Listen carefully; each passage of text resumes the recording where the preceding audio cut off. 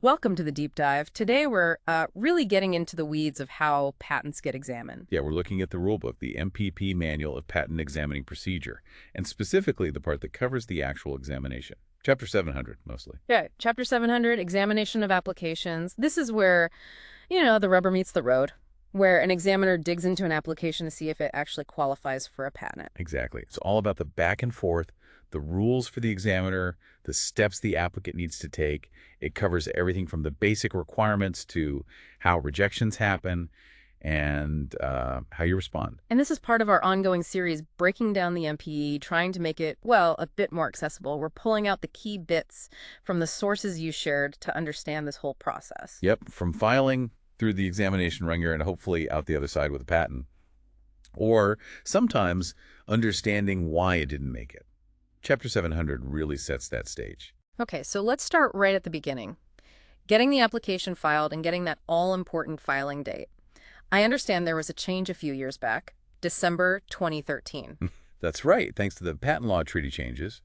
For utility and plant applications filed on or after that date, you can actually get a filing date with just the specification. Just the spec. No claims needed initially. Not necessarily for the filing date itself. Now, you absolutely need to submit claims later, reasonably promptly, otherwise the application will be abandoned. But to just get your foot in the door and lock in that date, the description is enough. It was a significant shift. Interesting. So it prioritizes getting the disclosure on file first. What about applications that claim priority, like continuations or divisionals? Ah, yes. For those specifically non-provisional applications filed on or after September 16, 2012, there's a key requirement. The ADS, right. The application data sheet. Exactly. You have to identify the prior application, the number, the relationship, like continuation, right there in the ADS. It centralizes all that critical bibliographic data. And that applies to claiming foreign priority too, under 35 U.S.C. 119. Yep. Same deal for applications filed on or after that September 2012 date. The foreign priority claim needs to be in the ADS. And, you have those time limits, usually 12 months. What happens if someone messes that up? Like they file the certified copy of the foreign application but forget to put the claim in the ADS? Yeah, that's a common slip-up the materials mentioned. The PTO will likely acknowledge they got the certified copy, but they'll point out you haven't properly claimed priority. You even have a form paragraph for it, 2.22, I think. Ouch, how do you fix that? Usually you need to file a petition. You have to state the delay in claiming priority was unintentional, pay a fee, and get that claim properly entered. Shows how procedurally strict things are. Definitely sounds like it. What about like an even more basic area, leaving out a page or a drawing by mistake? Well, there's a potential safety net there, covered in 37 CFR 1.57b. If you accidentally omitted part of the spec or drawings, but your application properly claims priority or benefit to an earlier filed application that did contain that missing part. Let me guess, the priority claim saves you. Sort of. That priority or benefit claim itself is considered an incorporation by reference of the material from the prior application, but only for the inadvertently omitted parts. It's not a blank check, but it can rescue you from simple mistake. So claiming priority isn't just about the date, it's also a potential backup for the disclosure itself. Good to know. It really is.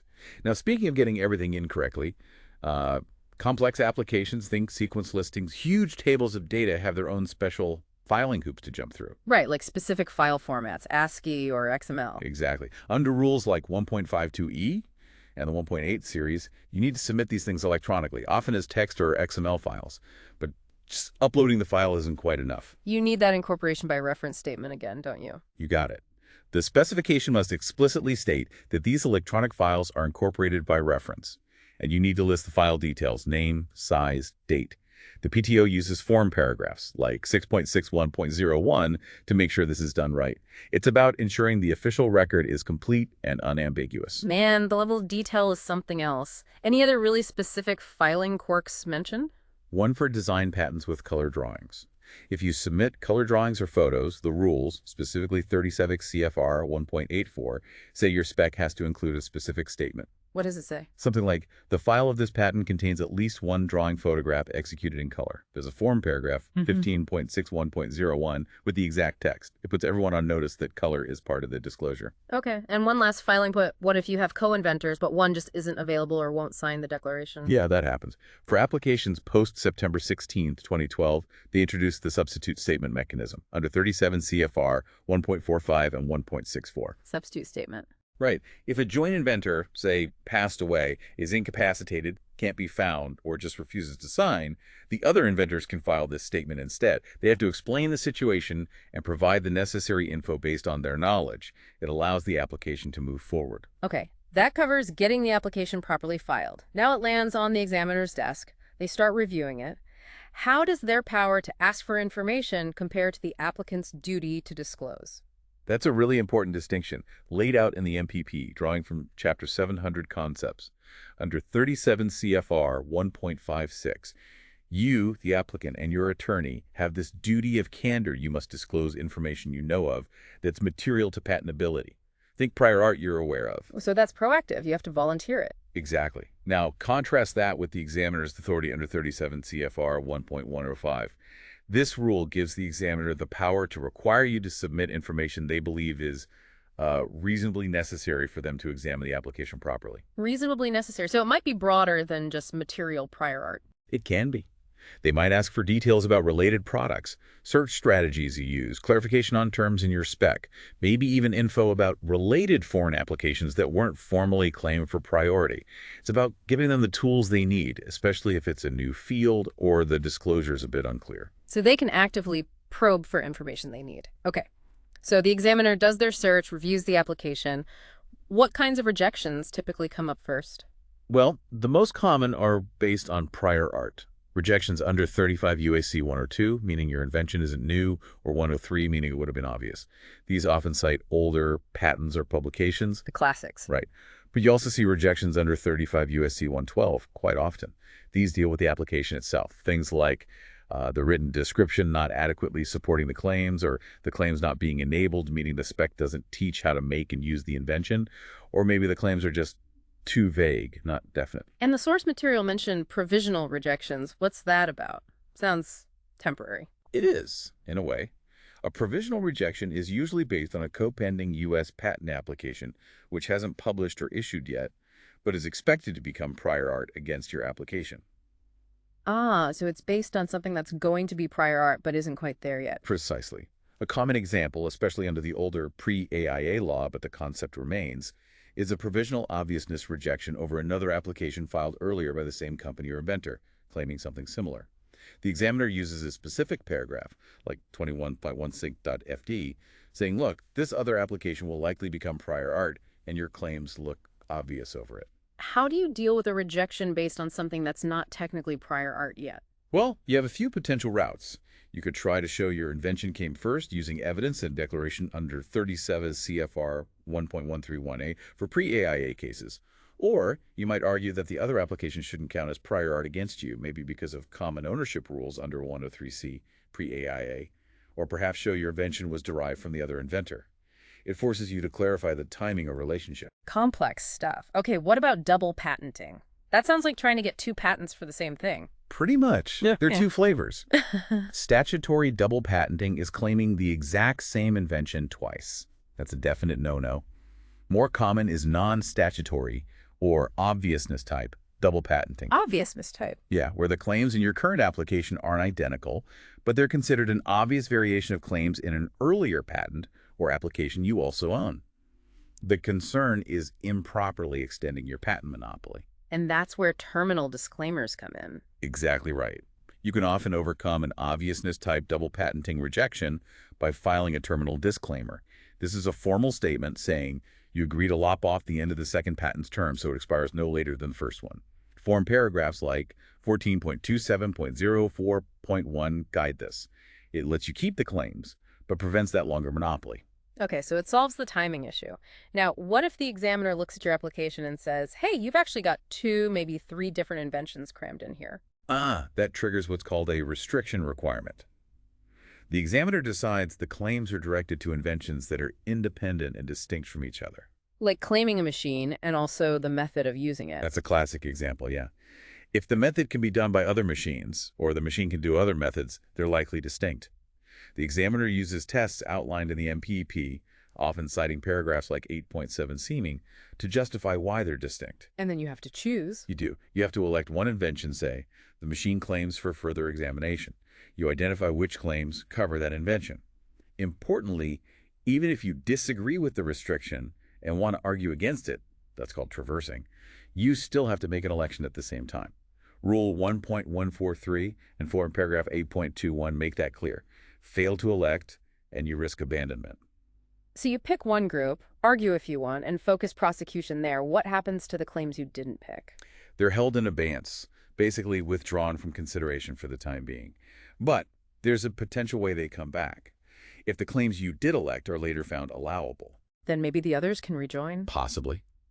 If a non-elected claim requires all the limitations of an allowable claim, the examiner might withdraw the restriction for that claim and examine it. MPP Section 821.04a covers this. It's like, okay, the core is patentable.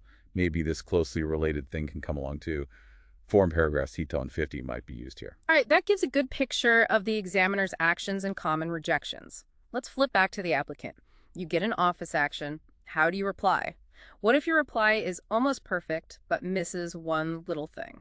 There's a provision for that, thankfully. Under 37 CFR 1.135 C. Caney, if you submit what's clearly a bona fide attempt to reply fully, you addressed all the rejections, made amendments, but you say, forgot to sign the amendment paper or mispaying a small fee for extra claims. The examiner can cut you some slack. They can, yes. They can decide the reply is sufficient to prevent abandonment for now, but they'll give you a set time period, usually 2 months, non-extendable, to fix that specific omission. It avoids immediate abandonment for a minor oversight. Okay, but you have to fix it within that window. Absolutely. If you don't correct the omission in time, then the application becomes abandoned. What if the whole reply is just late? Miss the deadline entirely? Well, then you're looking at needing an extension of time. Under 35 USC 133 and 37 CFR 1.135, the sources mentioned specifically for pro se applicants, those representing themselves, the office might suggest filing a petition for an extension under 1.136A and paying the fee. And the timing of that is crucial. Very.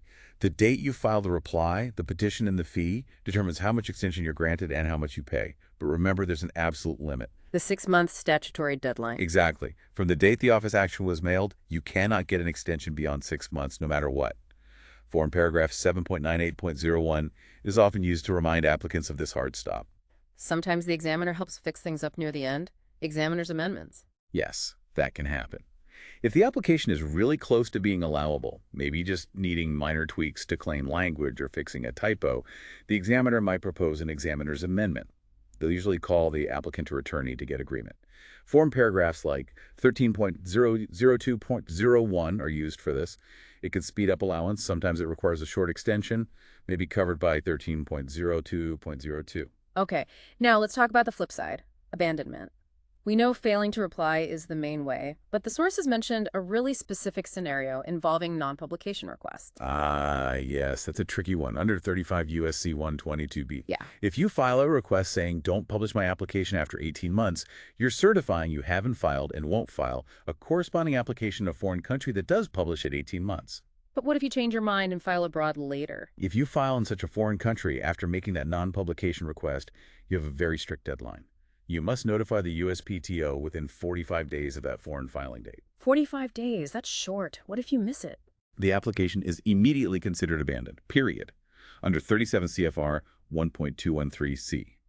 It's a harsh penalty for breaking the terms of the non-publication request. Wow. Is there any way back from that specific kind of abandonment? Only one way, according to the rules. A petition to revive based specifically on unintentional delay under 37 CFR 1.137F.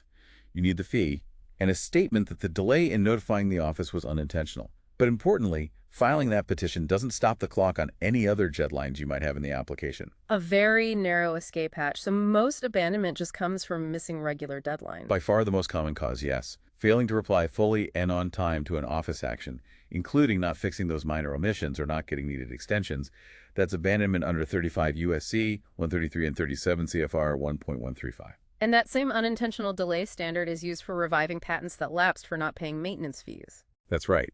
If you miss a maintenance fee payment and the patent expires, you can petition to reinstate it under 37 CFR 1.378A, arguing the delay was unintentional.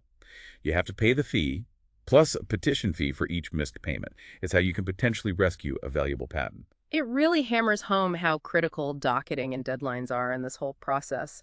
Okay, just a couple more points from the sources. What about public access to files? Are they always secret until published or issued?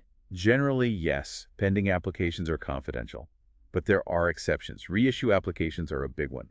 The moment a reissue application is filed, its entire file becomes open to the public and the filing is announced in the official gazette. That's under 37 CFR 1.11 and 1.14. So trying to fix a patent makes the whole process public immediately. Correct. Also, even an unpublished abandoned application can become public if it gets referenced later in a document that is public, like an issued patent or a published application. Rule 1.14 covers that. So citing an old abandoned case can inadvertently open its history. Interesting. And finally, just quickly, correspondence address rules. Pretty straightforward, covered by 37 CFR 1.33. It dictates who can change the address, where the PTO sends communications, usually the registered attorney or the applicant directly. If there happen to be multiple addresses on file, the office has procedures to pick the official one, often favoring an address linked to a customer number. Seems minor, but getting those communications is obviously vital. So as you can see, navigating patent examination, especially through the lens of MPEP Chapter 700, it's a journey through a pretty dense forest of procedural rules. Definitely. From just getting filed correctly to understanding what the examiner is doing, responding to rejections, managing deadlines, dealing with things like restriction or potential abandonment. Yeah, and every single one of those steps, those rules we touched on, the filing requirements, the examiner's authority to ask for info, the different types of rejections, provisional ones, double patenting, how you reply, abandonment, revival success, really hinges on paying close attention to all those details. It really does shape the whole interaction. It's this complex dance between the applicant trying to get protection and the examiner ensuring the legal standards are met, all governed by these detailed procedures. And, stepping back, it's kind of fascinating to think about how this whole intricate system of rules, built up over years and laid out in the MPP, ultimately controls the flow of innovation, doesn't it? Every requirement for drawings, every deadline for response, every basis for rejection, they all play a part in deciding what gets patented, what knowledge becomes public, and how the boundaries of technology are defined.